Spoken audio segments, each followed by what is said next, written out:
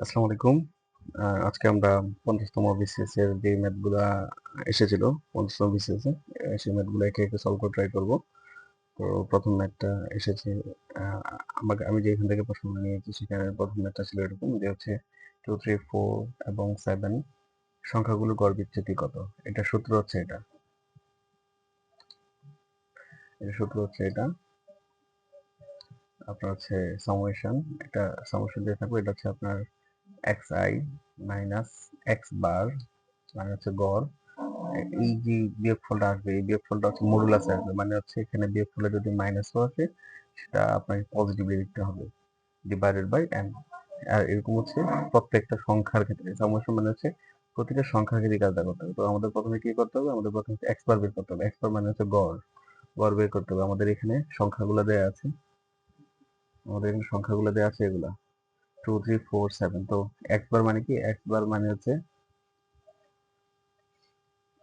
সংখ্যাগুলোর যোগফল 2, 3, 4, 7 divided by কটা সংখ্যা, এখানে 4টা সংখ্যা। তো হচ্ছে 4 দিয়ে ভাগ দিয়ে দেবো, তোমরা কত হয় 5, 5, 7, 12, 16, 16 বাই 4, 4 থেকে 16। তো হচ্ছে গড় আসছে কত, গড় আসছে হচ্ছে আপনার 4। তো আমরা একবারের মান পেয়ে গেছি, এখন হচ্ছে আমাদের গড় এই যে আমাদের এই সমস্যাগুলো বের করতে হবে। তো আমরা ডিরেক্ট বসে দিই, এখানে বসে আর কি,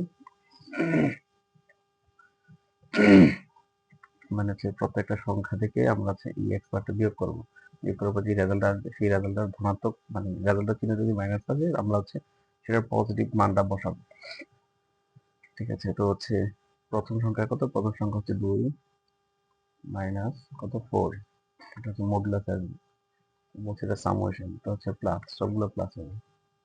দ্বিতীয় সংখ্যা হচ্ছে কত 3 মাইনাস 4, মানে মডুলাসটা, ঠিক আছে, প্লাস তৃতীয় তৃতীয় সংখ্যা হচ্ছে তৃতীয় সংখ্যা হচ্ছে 4 মাইনাস 4 মডুলাস। চতুর্থ সংখ্যা হচ্ছে 7 মাইনাস 4 মডুলাস। আমাদের শব্দ সংখ্যা লেখা হয়ে গিয়েছে।